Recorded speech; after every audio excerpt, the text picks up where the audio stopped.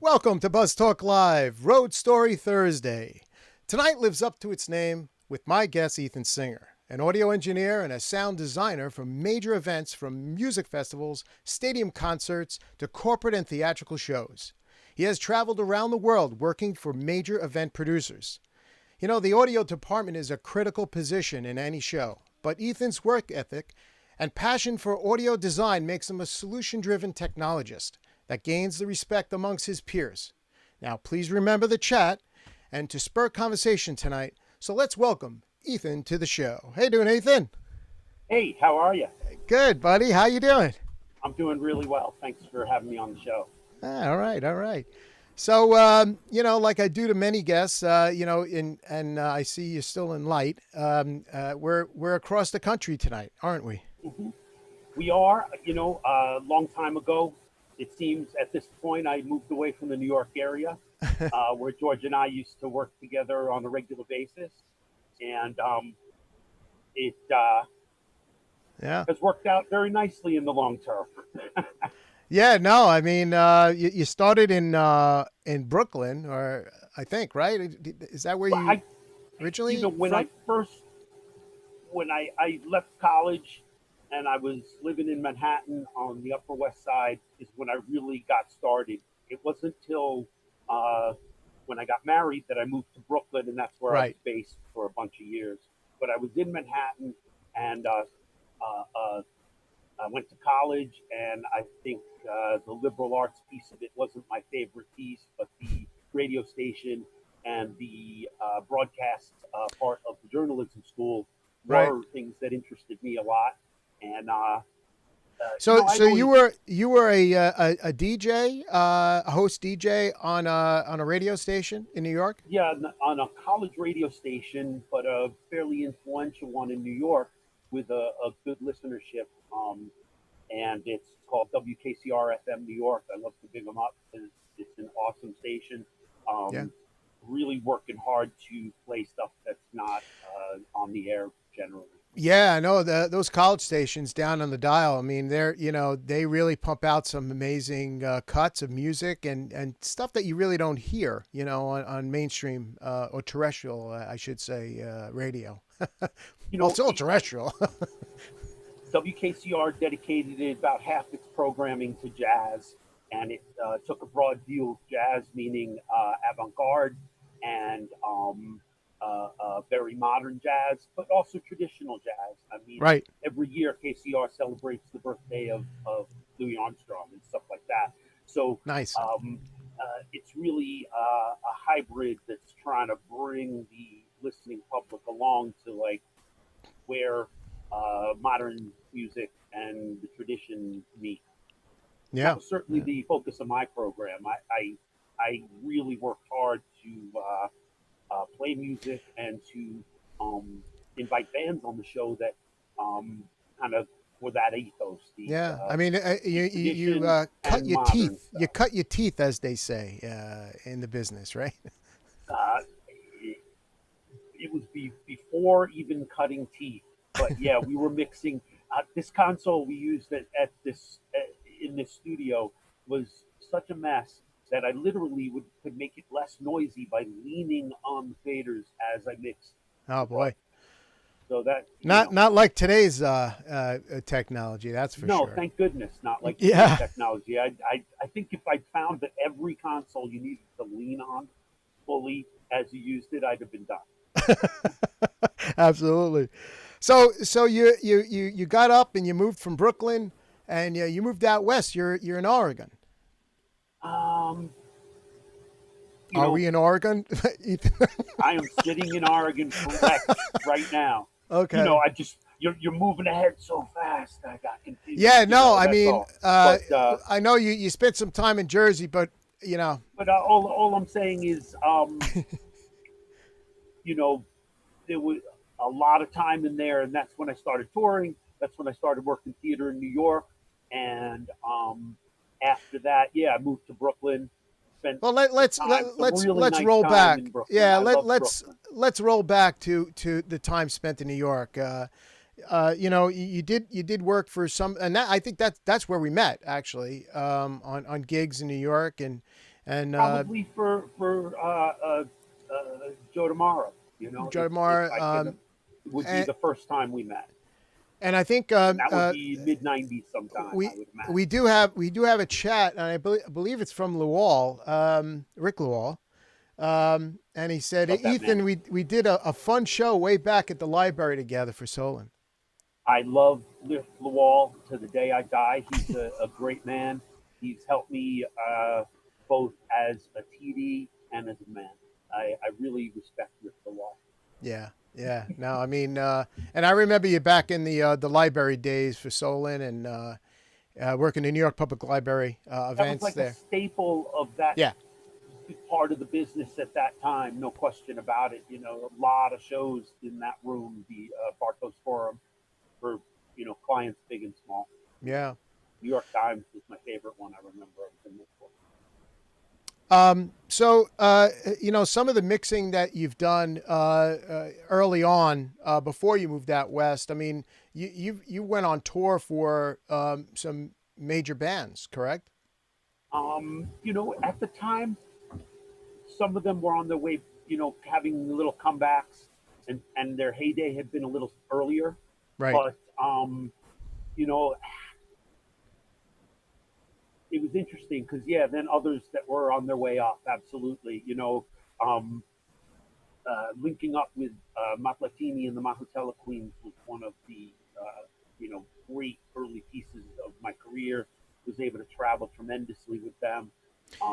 And I do have a scene with them, Yeah, and roll there is that tape. there is a video it's playing right now. So yeah, talk about them. You went around the world with them, correct? I went Asia, all over America, all over Europe with them. They are a band from South Africa, and when they were kids in the 50s, they had big hits that just were confined to Wow. South Africa. These are black people in South Africa in the 60s. And, uh, at different periods after that, as world music became a thing, they were able to generate audiences all over the world. And I was introduced to them by a company out of Austin, and we toured, extensively in the U.S., Wow. tremendously in Europe. We probably did 20 dates in Sweden, and and a few dates in Asia. Japan. Yeah, I mean, it's three ladies, right? Three women that headline the The, band. the three women, the Mahotella Queens, Hilda, Mildred, and Nobesutu, are just some of the strongest performers you can ever imagine. Really? And the sweetest women as well. And Really? the man, Matlatini, he's kind of like the counterbalance to them. And as you can imagine, when I met them, they were in their late 50s and early 60s, Right. and Right. Touring all over the world was tough on them. But That's incredible. the Yeah. the band behind them, the Makona Sofle band, was just a tremendous band and had original members that had invented the kind of music that they play, which is called counter jazz. And the clip that I'm showing, I think we had a discussion earlier that you think you actually mixed this clip that we found on YouTube. I'm pretty certain because just the date, I was on the Yeah. road with them pretty much for all their touring in that time period. So, when you said go find me a clip, Right. Right. one, I like that track, and two, I'm sure it's right in that time period when I was mixing Yeah. the show Yeah. that they did. And it was, it was 10 mixes on stage, um, uh, showing up, traveling with very little production, with simple production, using a different PA every day. And how did you get involved with them, Ethan? It was a company out of Boston, whose name escapes me now, but they booked a lot of tours for bands, um, uh, world music bands. They were kind of a world music outfit, and I just don't remember the name, but I did Yeah, I some mean, other touring with a reggae star called Lucky Dubé, who was also out of South Africa, and it was through the same right. production management company out of Boston. And Yeah. I forgot to mention to you that the Lucky Dubé stuff. Lucky Dubé's a kind of a reggae star out of South Africa, also that I Right. toured with after um, Matlatini and the Mahotella Queens. And again, we went, mostly U.S., but a certain amount of Canada and Europe Wow. as well. Wow. And then, unfortunately, he was murdered in South Africa many years ago. But Oh wow. he was an awesome man who I just remember we were in Chicago and we had half a day off, and he was like, "Let's go to the store and buy some compressors." And I was like, "You want me to help you?" He's like, "Yeah." So we went to the store, and I'm like, we're trying all this stuff, and he ended Oh up my with God. beautiful BBX 160s that I wish I had today. So that was Now in the that's that like was the quality analog shit. yeah. So that was in the '90s, and there was other bands that you toured with. I have down here Marshall Crenshaw and Vernon Marshall Reed. Crenshaw had a record out called Life's Too Short, and we went touring for about 2 months or more. Um, about 9 weeks. Opening, not opening, headlining, and then another month and a half opening for George Thorogood and the Destroyers. And that Yeah. was some awesome touring out west. We hit pretty much, Yeah. Yeah. every venue in the United States over the course of literally 14 Wow. weeks. Wow. And uh, I it mean was that's way that. cooler traveling with full production as an opening act than Right. walking into, Marshall traveled with full back line and monitor rig, but no PA, no front of house. So I was still walking into a new PA every day. So you actually started in live mixing in concerts, and then moved over to corporate and industrial theatricals. Absolutely. I mean, Yeah. for me, that transition happened also in the early '90s. I got a job doing shows at a place called the Tribeca Performing Arts Center, Oh, and ultimately I became like the head of the audio department there, such as it is, and very did a cool. zillion shows, zillion Yeah, bands, yeah. and come through a venue like They that. they all seem to New go York into so one fast. another, and you don't know which show where show Oh, begins and so ends. many And that you couldn't possibly remember them all unless you yeah, kept the log. And I mean, it's like that also because at the same time you're going out with like little New York dance bands like Second Step that it's fun to just mention old old friends like that, going you know yeah, paid 50 yeah. bucks a day and doing shows down south with a multiracial band and some funky clubs down south. So what made you move then from the New York area? A lot of different things. My wife is a genius, and she said to me one day, we're just not getting rich enough to stay in the New York area, Yeah, and if we want to have, the kind of space and air and country we want, it's going to have to be away from here. And then 9/11 happened, and it sort of became like, let's let's hatch a plan. It took a right. little while, um, and my mother-in-law ended up in this town. She's passed away, and Mm. wonderful woman who's passed away. But she was here, and we visit with babies, and we were like, the plan was growing, and ultimately in 2007 we did head out here. And it was an interesting time because in New York, pardon Yeah, me, in New I York after 9/11, you know, right. 6 months later, there was so much business that I could have been three people. I could have raised my rate by a few $100s, and you know the score. Yeah, It was yeah, booming, and yeah, that was continuing. yeah, And yeah. but by the time 2007, 2008 rolled around, things Right. were changing radically. You know, Well, I mean, I'm showing a picture of a lovely sunset overlooking a lake. I believe that's in your area now, or Yeah, that's right downtown. I live in a town called Bend, Oregon, and I give it big props. It's a bit of a tourist town, a bit of a beer town, but right? good beer, and Yeah, yeah. lots of outdoor attractions. I've enjoyed myself a lot here. Um, uh, And you're a bit of a an outdoor enthusiast, I I see, am an skiing. outdoor enthusiast. I like to ski. I'd like to ski. I didn't know how to ski more than a tiny, tiny bit before I Right, moved here, right. and then, I moved here, and it's a big draw. And it ultimately became one of the biggest draws of living here.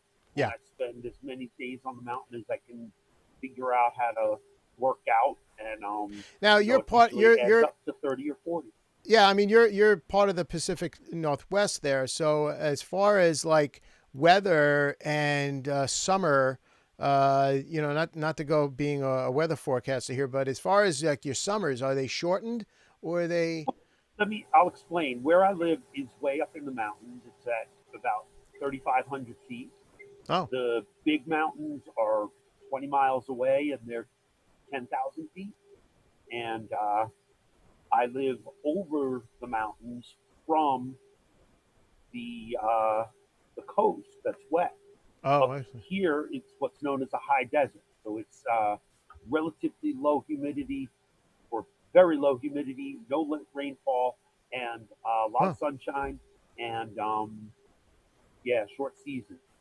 So you don't get the amount of sunlight you have doesn't extend in your area, right? Is that part of uh, So you we're know? good on sunlight here because, like I said, it's the coast has the moisture. Here, it's like the a little more rain than let's Right. say Phoenix. Yeah. So You it's know, really a desert environment where you know you put plants out and you don't work them, they die. yeah. Yeah, I noticed the plants of your choice since laws have changed, and I guess you have a greenhouse and you're I doing have a greenhouse. You know, when I first moved here, I tried to grow things both in and out of the greenhouse, meaning tomatoes and other vegetables. right. It's it's a very hard road. Again, short season, huge Yeah. swings of temperature. Even a day like today, where it was 80 degrees, tonight it could be 40 Oh, very really? easily. Oh, Drastic swing. really? Oh, wow. Yeah, huge swings, 35 to 40 degrees very easily. And so I quickly learned that if you're going to grow tomatoes, let's say, you inside work, in the greenhouse works better. And Yeah. then when it became my obligation as a citizen of Oregon to grow at least up to 4 plants on my property, I grew a couple. You know, Hmm. to me, it's a horticultural experiment. I'm not an expert at it. I'm just Right. trying to get them as Right. good as I Right. can get it, and it's fun because in a situation like the last few months where Yeah. you know We're home. you don't want you're home. You don't want to go to the dispensary. You don't want to go nowhere. Right. Right. Right. It's great that I had a pound from last year's harvest. It was a good pound. So now you're there, and now I mean moving there it really didn't affect your work so much because if there's an airport nearby, you can jump on a plane, go anywhere you want around the world to I do work. wish I could say that. I wish I could say that, but the first few years there were pretty stressful because the economy took a real downturn, Hmm. and I'd call back in New York, talk to people we work with, and they'd be like, "It's not going that great here either." Yeah. And fortunately, what I'd done is sold a house in New Jersey and moved to a place that was a little cheaper. So I was like secure in my place, but Right. there Right. wasn't a ton of work on the road at that point. You know, Yeah. uh, a lot of shows were getting canceled and just not getting planned. And I had my staple of people that still called, Sure. but there were Sure. certain people I hoped would still call, and it just didn't work out. And Yeah. I don't blame them. I'm the guy who moved 3,000 miles away. It's just you when you're making these calculations, you're thinking, okay, these are the jobs I might still have, right? Right. When you're Right. walking away from 2/3 of your business in New York City, Yeah. you Yeah. know. No, I So mean, that was kind of the calculation, and then the stress of yeah. okay, the stuff I still have on the road isn't going to cover everything. I got to figure this out. Well, I mean, how is the music scene there in Oregon? The music scene is pretty happy, but I as mean, you they know got about, festivals. They got. I mean, you're working there, right? I mean, you're. I am working here and I work locally quite a bit. And Hmm. one of the best things about moving here was getting back into doing The music concert on a stuff. regular basis. Yeah. Yeah. Basis. And Let's see. I have. there's tons of music in this area, but Right. for a few years, I was just thinking to myself, how am I going to go from making New York City corporate numbers to whatever it is here in town in a depression, or a recession, the Great Recession, right? Yeah. And so I just didn't want to even know what that number might be, because I know the trouble, the difference between corporate and music is Oh, music's fun. for sure. And you get kids who will Yeah. do it for free, right? Right. So you're going to suddenly be competing with people with limited skills, but with are also cheap. Yeah. So Yeah. that's a tough place to be after you've been in a situation in New York where it's not like you're making a fortune, but you are making a number that Yeah. shows We clients have understand what you're doing. we have some fans of yours, I guess. I got Fans of mine, that's great. Name 'em. Salasito's chiming in. He's like, "You're a brilliant A1." Great move, smart move to be there. And then he loves your hair. And Danny Cam, Yo E. So you got some people tuning in tonight. Which And Danny is that? Which Danny was that? Danny, Which Dan? Danny got it? Danny Cam, Gatto. Yeah, yeah, yeah, Yeah. Okay. I'm just being yeah, yeah, yeah, clear. yeah. There's a few Dannys out there. But in any case, props to everyone who's watching. Thank you for watching. Yeah, If you're not yeah, watching, whatever. But yeah, yeah. No. it's a blast if anyone's watching. Yeah, look, they can always watch it on replay. It'll be up on the Buzz Talk Live YouTube channel tomorrow. You can always view the show there. So now, as far as the concerts there, I do have a clip of, I believe, I know, I don't know who did this. Did somebody take a video of you working? Somebody said to me, I was mixing a show. Somebody said, "Here, give me your phone." And I'll take a video. Okay. And they didn't run off why with it's it? on my phone, and he didn't run off with it. And took a few shots of me working That's crazy. and of the band. Let's take a And look. yeah, go for it. You got audio of that too? Yeah, this is one of them. I have another clip, but this is you working this outdoor Red Sun Festival. Red Sun Festival was Yeah. a big festival in Redding, California, and a company I work with here in Bend brought a big system down there, lights, sound. The company is called Nexus Production Services, Right. and if you need in the Northwest or anywhere, definitely call them. And they got a great website, so it's easy to find. And I've done a ton of shows with this company out of here. The leader of this company is a great guy who has a real dedication to quality sound. So he's got a ton of great microphones, a ton of great Yeah. I mean, there's Fire there's gear. tons of festivals that are in and around that area. I was just, looking up on YouTube, and there was so many. I mean, that's why I was like actually calling you, say, did you work this one? Did you work that one?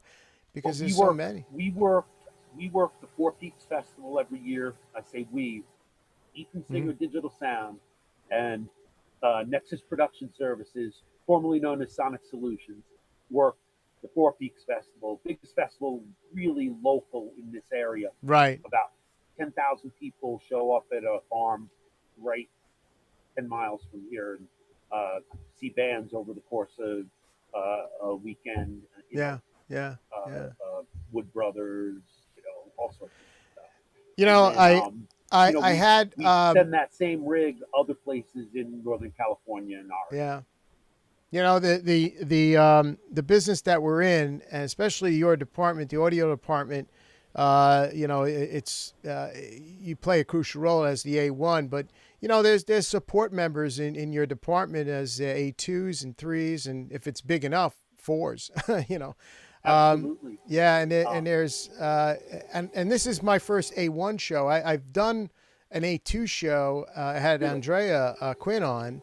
And she was great. And, Andre is an awesome operator, an awesome helper, great asset to any show. Yeah. No, she's wonderful.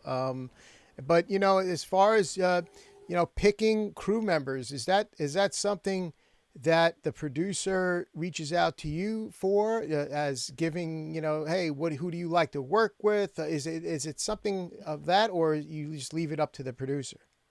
Sometimes you get an opportunity to point out people you'd like to work with, and that is a great thing because when you got just the right person on site, it's perfect. And in the music stuff too, it's similar. If you got the right people on stage for you, it's life and death different. Well, it's an extension of you. It's an extension of you. It's an extension of you, and if they're good operators and good self-motivated people who know what they're doing, it takes responsibility away from you, and that's the crucial piece of the puzzle. Is how much is my load, and how much can I do really well? You touch on a very interesting thought there. It's self-motivating, and a lot of people in our business, not so much. There is a small community of self-motivated individuals that do what we do, and for the good of the show and everything. And we always make the client look good, and that's Well, our that's job. what you said you get to choose. Don't always get to choose, but when you get to choose, you choose one of those people that you know is going Yeah. to go and do the things that uh, you would have them do before you ask them to do it, and then it's covered, and then you can start trusting them, and then you can Right. start, Right. you know, Right. uh, if your A2 is on it and you know certain things are going to happen, it just relieves you of stress that that you can't do everything perfectly if you got too much. No. So No. you gotta have people that are going to do other stuff Oh, really well. absolutely. I agree with that. Yeah. 110%. Yeah. I mean, in the video department as well. Hmm. Um, so the video that I have of you mixing, it looks like it's on a street. Is that right?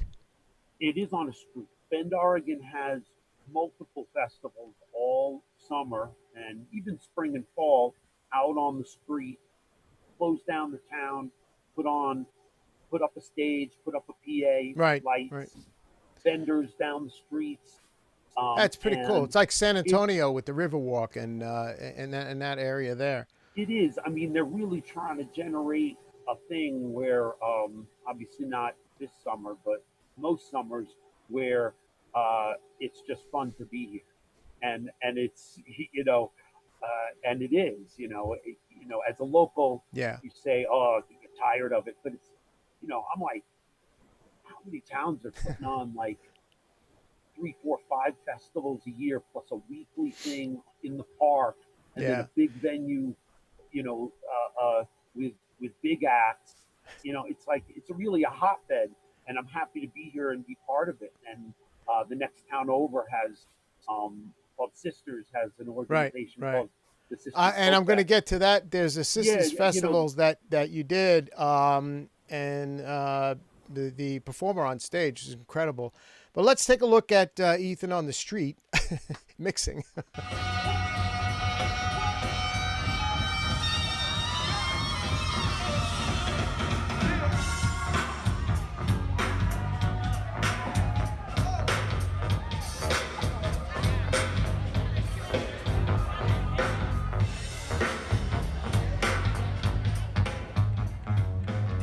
She lets us know when it's going good right now. Not the best camera work, but we got a no, taste anyway. yeah, exactly. You can go back and wish someone covered every moment in your life that you Yeah. think of that you can remember the way you remember it, but that is not a possibility. No. You know what I'm saying? I So, I hear you. even in this era, when I grew up before everyone had a phone in their pocket, Yeah. and Yeah. didn't. Beepers. I certainly I grew up before beepers, George. Just let's be honest. You know, Yeah, I know. I had to you drop a know, dime. yeah, exactly. So, there's big gaps in the coverage. So we just threw up what I ended up having, and that happens to be something that after a few years living here, my agent slash wife went up to a guy mixing at a show and said, "Oh, who do you work for?" "Oh, my husband's an operator. Yeah. maybe you need somebody like that." Oh, And look at her. She's she linked. soliciting you. That wasn't the guy. That wasn't the guy, but that guy hooked me up with the guy Right. who is Right. essentially my partner here in town now. So the way it worked out, you know, ultimately I linked up with this guy who was once a DJ Yeah. and then got more calls for his PA than for his mixing, and was a big music fan and started really one day putting a real PA together, meaning he went from uh, EAW LA gear to Meyer uh, JM1P gear, which, if you know what gear Yeah. is, I mean, you realize that that is a giant set. oh yeah. Like, Oh yeah. Oh yeah. I mean, the so I larger the remember larger that night. I concerts. remember that night we were at a club and we first put that rig up and first, and I was like, congratulations on your first PA. And me and him, since then we've done 1,000 shows with lots of big performers because uh, we the ones that the constant shows in town that I Right. mentioned aren't even all of it. There's another festival series, a series at the athletic club that puts Mhm. on some of the biggest acts, and it's Now my collaboration with him has let been me a ask great you a long question. term thing. Let me ask you a question, Ethan. So you're the A1, you're front of house mix on all these concerts, and a lot of acts that come into town have their own A1s and their own front of house mixers. So at that point, is it something that you just step aside and be like a system tech for them, or is it something? How does the politics work on that? The politics is if a band comes in with their person they've chosen, I try and make that person as unbelievably welcome as he's ever found himself in a situation. And have, if they've given me information up front and we are the company, the people that are supposed to Right, right. bring them, I try and be as Yeah, so over prepared for their arrival. Like that way when they walk in, they're like astonished that anyone could be so ready for them. yeah. My Well, goal is to make techs and their musicians, their artists, feel as comfortable as they can be on our stage. yeah. I mean, let's face it. I mean, you do what you do, and you do it very well. But yet, the other A1 comes in that sweetens their artist to their Knows their knowledge, show, knows and their show, it's their show. So defer to them. yeah, do you leave the mixing board at a set level What's where it's beautiful closed? nowadays, what's beautiful nowadays is when I'm at a festival and a band shows up, Right. I have guys on stage I can trust, and I know that they're going to build the stage precisely to the plot and paperwork that we've seen. We've already talked about what they're going to do. We've seen it. We've had a meeting where we said, this is this patch, this is this patch. I got a guy on stage I trust. If I don't, it's not going to go well. It doesn't matter. Yeah. What Yeah. I Yeah. okay.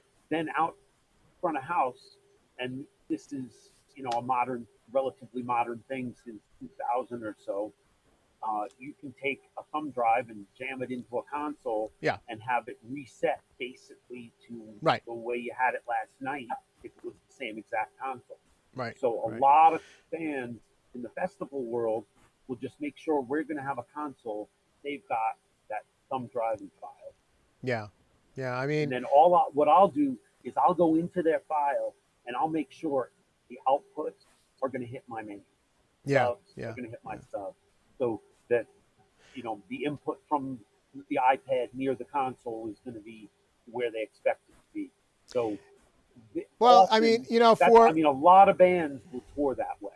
A lot of bands will tour for with a somebody that's coming into we'll call it your house, your mixing board, your house, and there's got to be some push and pull as far as them allowing you to set levels at to your wherever your level is set for that when you show. say Let's say levels in terms of overall level, like loudness, I'm a how video loud guy. it What is. do I know? What do I know about audio?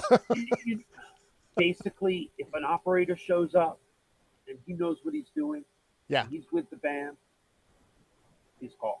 Yeah. I'll try and facilitate. I've almost never, I can think of almost never when I was in a situation where I didn't Right. say to myself after the show, wow, that guy knows his band. Yeah. Yeah. Yeah. He Yeah. knows their show. Yeah. Very few times, where I was like, oh man, there's when it stands out, when you remember, Yeah, like, yeah. holy shit, that guy Ethan, really wasn't ready for that. I must compliment you. And one of the chatters out there, Rick Lewall, I agree with this chatter. It's the Ethan difference right there.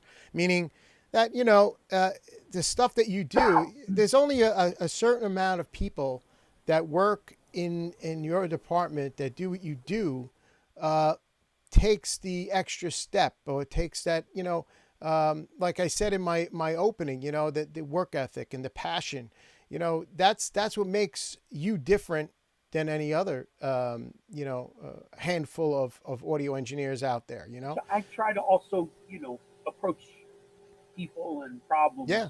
with kindness.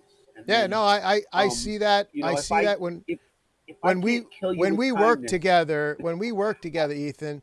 I mean, I see that from a video perspective, how you make sure that my levels are okay for the sake of the show, and everything is running smooth, because there's a lot of moving parts on all these shows, and especially with the audio department, with the play-ons, But and to talk getting into about corporate that stuff. particularly levels when you're, making a recording in Yeah, particular. yeah, I know yeah, recordings, yeah. as a live mixer, I know you can make a small mistake and you know about it and you're not happy about it, but nobody ever says a word. They didn't notice it. Right, But exactly.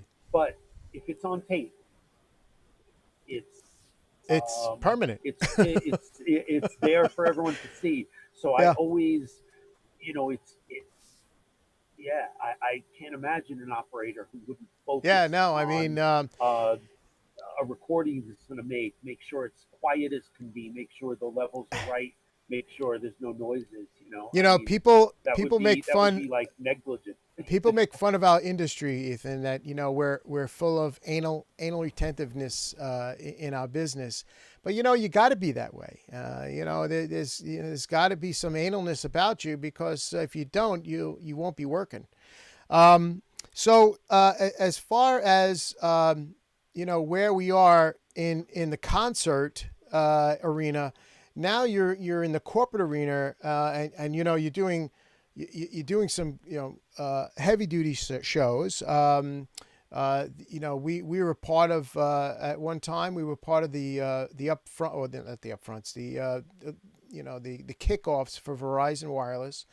And we found ourselves up and down the East Coast, and we were working with Harry Kendall, which we all adore, and he's what a great guy. Hopefully he's watching tonight.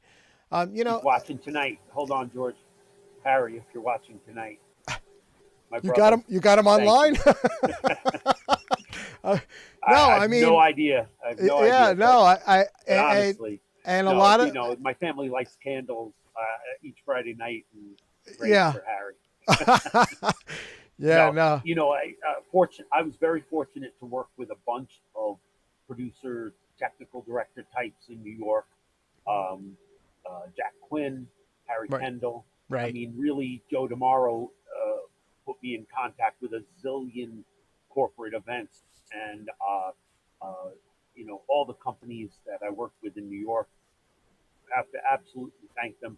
They funded my life through, yeah, having my kids and oh living in yeah, New Jersey, oh which yeah, is oh yeah, expensive as hell. And you know, the shows we did for the list is long. oh yeah. American Express, It goes Ascendant, on and on. you I know, mean, and and like I was saying, I mean, a lot of these gigs, it took you around the world. From France to Italy to, I mean, I don't know where. I've definitely traveled for a vacation, but not nearly as much as I've Yeah, traveled for work. yeah, yeah, Um, and have the good fortune to travel there with great friends at yeah. times. And it always amazes me that you work overseas, or in Europe, and you got you have to work and interface with other crews in different languages, and it's always difficult, and a challenge to do that.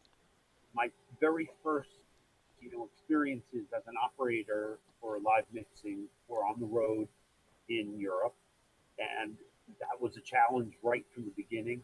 Yeah, Obviously, I'll tell you right now, Europeans know their English way better than we know our French or German or anything, you know. And I'm lucky enough to have been schooled in a little bit of Spanish and Italian, Spanish and French, so that I was able to break that out as hard as I could right, when I sure. was on the road. But I will say that I have to give a lot of thanks and um, Yeah. thanks to all those operators at all those shows when I was a baby in Europe who were skilled engineers who, one, knew English, Hmm. and two, showed me how to make stuff sound good. All I can say is I was a good student.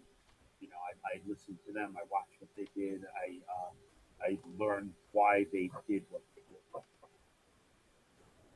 You Yeah, know, no, I um, mean, that the touring in Europe was some of the best stuff I ever did in my life, and I never give it away. And there were moments when I regretted it for a second, thinking, oh, if I just stayed in New York, I'd be in some union yeah. or other, and I'd, you know, be on, an A1 on Broadway, and local one guy living down the shore with $200,000 a year or whatever. But to trade away the trip in Europe, for the wall fell to to Eastern Europe, to Africa, to all the places I visited. Yeah.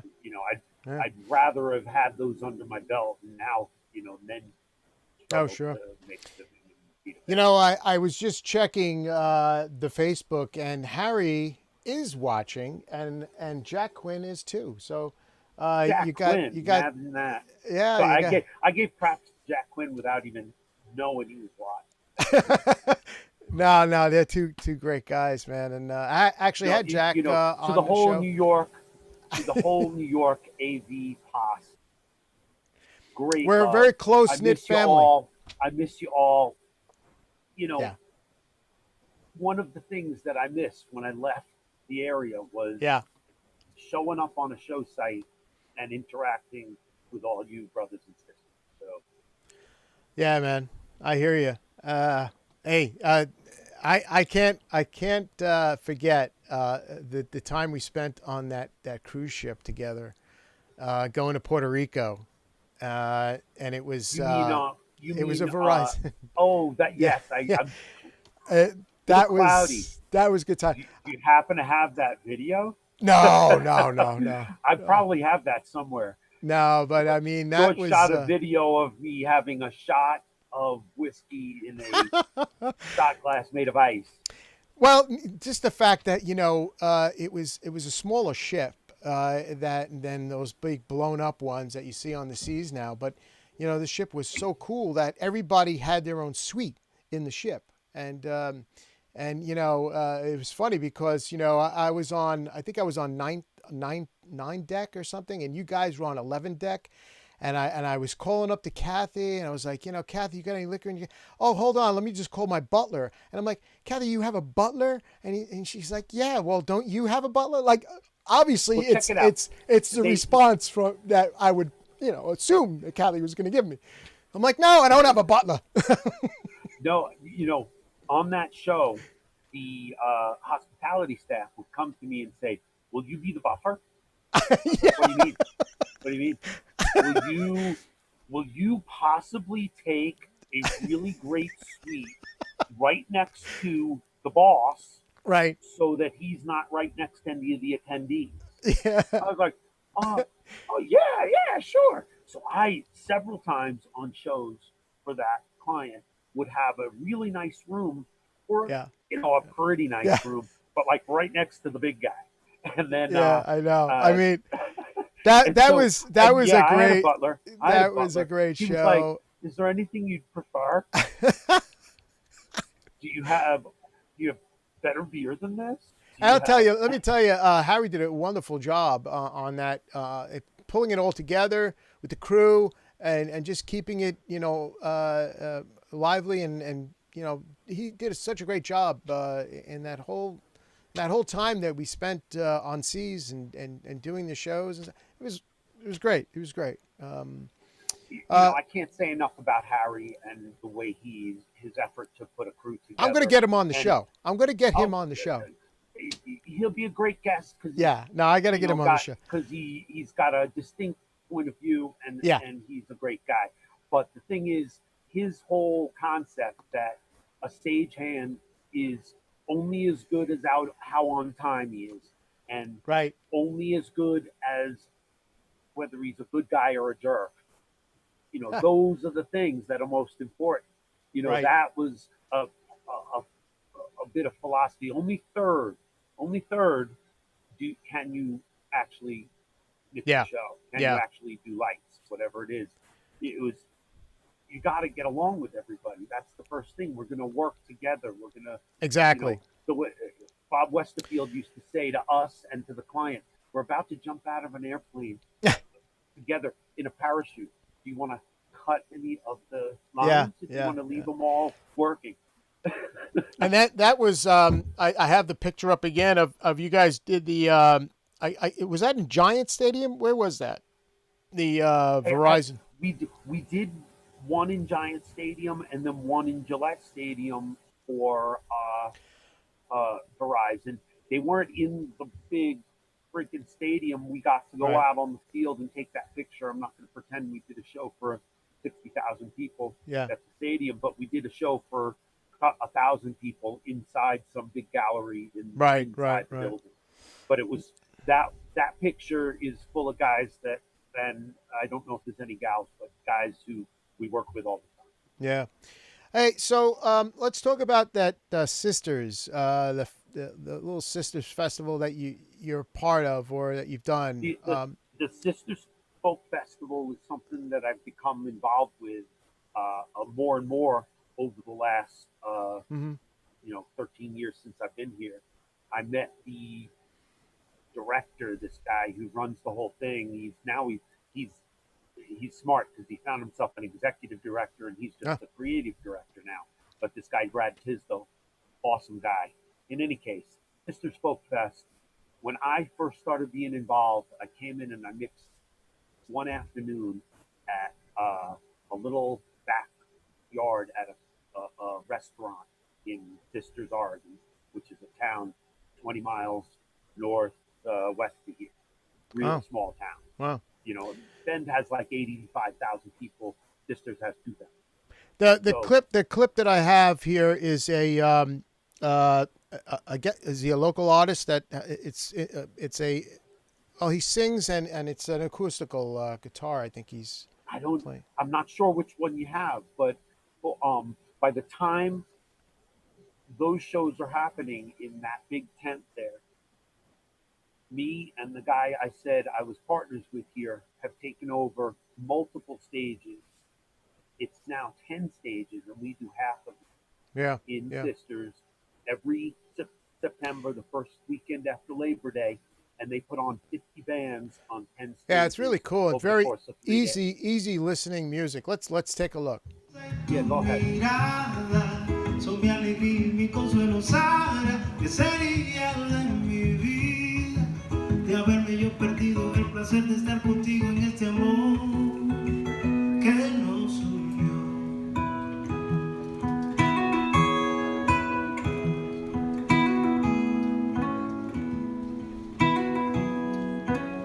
No imagino de otra forma ni un minuto de mis días sin saber que yo te tengo, que me das tu simpatía, tu mirada. It was great. I mean, I can't stop looking at the little skeleton that you had on your board there. That was a gift from a local friend.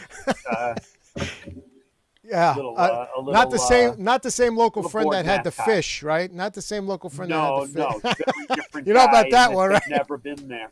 And this was a lovely young lady, and she said, "Please hold this." I got her and her boyfriend into passes for the weekend at the festival. Oh, nice. That was one of Oh, that's her cool. That's her cool. return gift. So, you're as we said in the beginning of the show, you're an outdoorsman and you love the outdoors. But early on, when I knew you early on in Brooklyn, you were a cyclist, When right? in 1990, absolute. In 1991,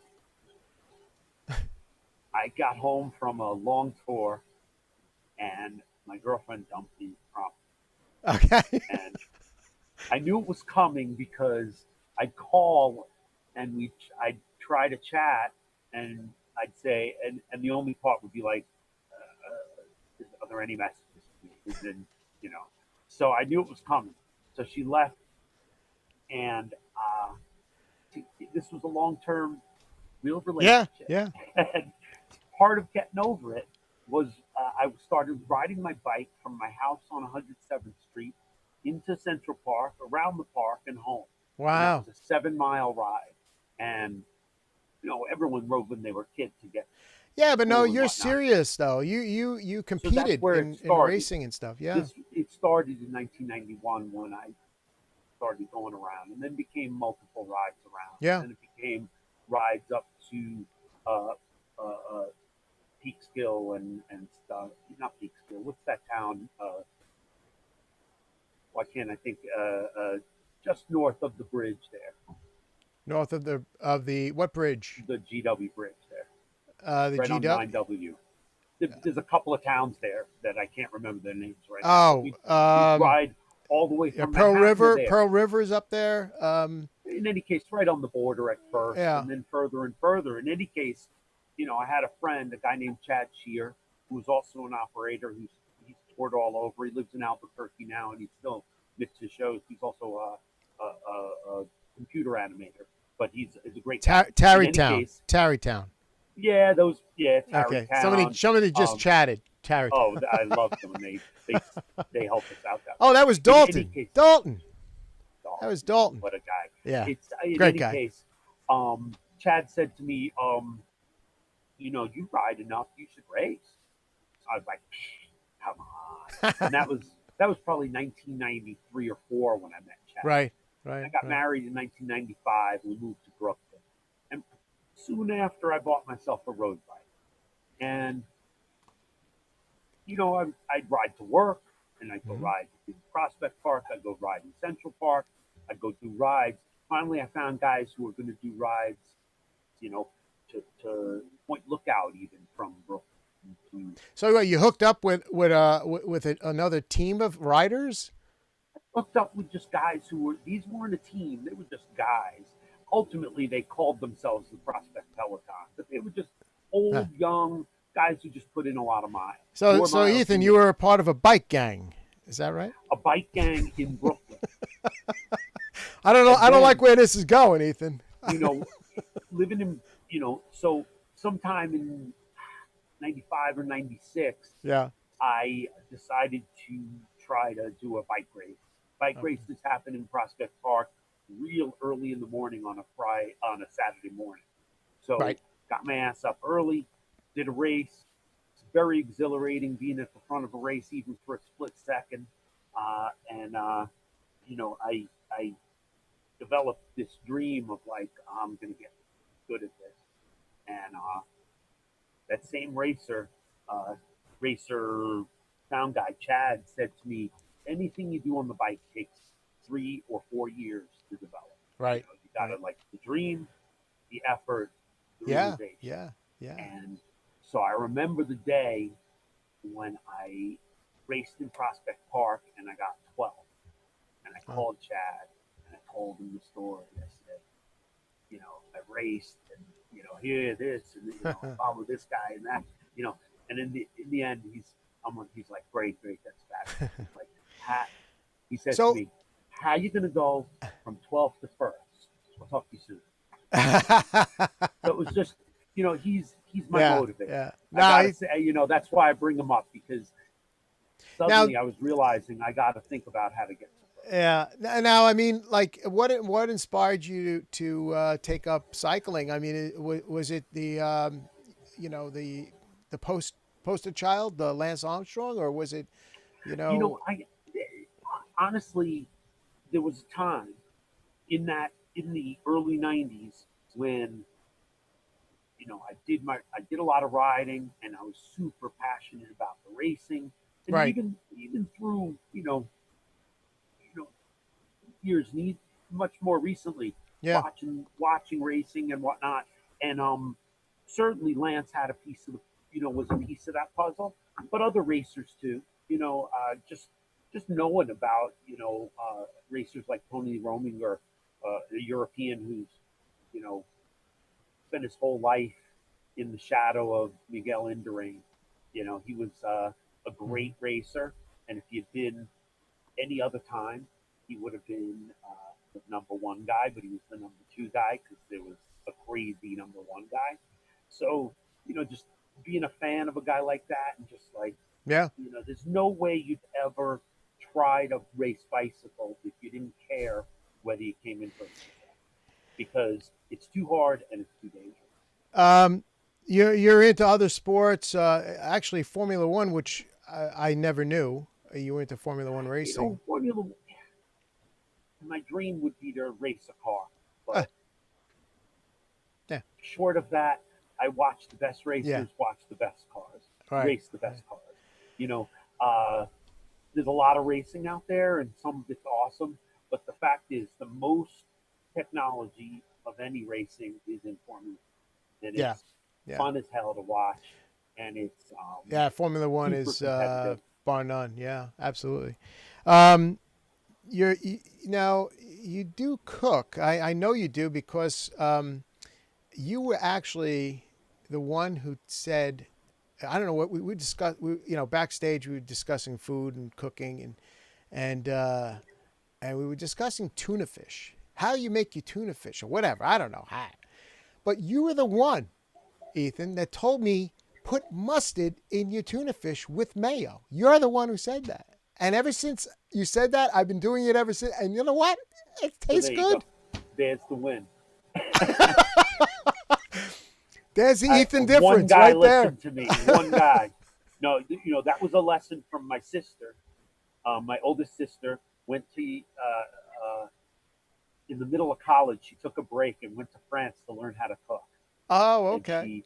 And she comes back and she's got she looks me in the face. Do you know how to make a vinaigrette? No. She says,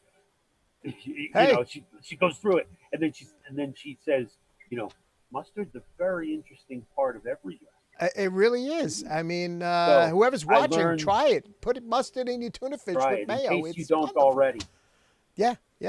Well, I'm teasing it because I want you back on a. I do an occasional cooking show on a Saturday night, and I got to have you back to cook something from Oregon out there, and it's going to be great. I don't know if it'll be an Oregon thing, but it'll certainly. I'm not talking about moose or anything like that. Absolutely. What's perfect is the show is on at a time. Right when it's perfect. It's dinner time for you. Perfect for me to be cooking. Right after the show, I can sit down and eat whatever I make if we do it in real time. And I live for that live experience. So I gotta say, I gotta leave you with this tonight, Ethan. I got to thank you for not only being on with me, but thank you for wearing a collared shirt. I forgot to mention it in the beginning of the show. Because every time I see you, I'm backstage. So, I see you with a T-shirt on, blah, blah, blah. But you're front of house, and then you change into your monkey suit, and then I never see you again. But it's good to see you, and thank you. I don't know where this came from, but I figured, I should dress up for the show or something. I don't know. But thank you. That's exactly what I figured. A little dress up for the show. A little dress up. There are people out there who've seen me dressed up for just the reason you're saying. Generally, no. When I'm working, I try to, use a T-shirt and be as comfortable as possible. Hey, buddy. Thank you. Thank you so much for being on Buzz Talk Live with me. I really appreciate you stopping in. George, thank you for having me, and thank you for doing the show. And it's always been a great to know you as a. Oh yeah, no, I mean, I can't wait to come back and get to work with you again. Everybody's chatting away, missing you, and cheers, Dalton saying cheers, and so a lot of cheers to everyone, and this is going to take a while, but we will be on site at the show at some point. No doubt. We'll be back. Thank you, brother. Thanks, buddy. All right. Hang in there. Take care. Wow, that was great. Ethan is the man. He has some resume of traveling the world, doing audio, and just making everybody feel good. both with the client and with the crew. So Ethan is a great guy. So stick with me on this Sunday, where I'm going to have a 2-time Emmy Award winner, Julie Harmon Maserati on. And that's going to be at 9 p.m. on Sunday night. So tune back in on Buzz Talk Live. Thanks again for tuning in tonight. And that is all. Good night, America.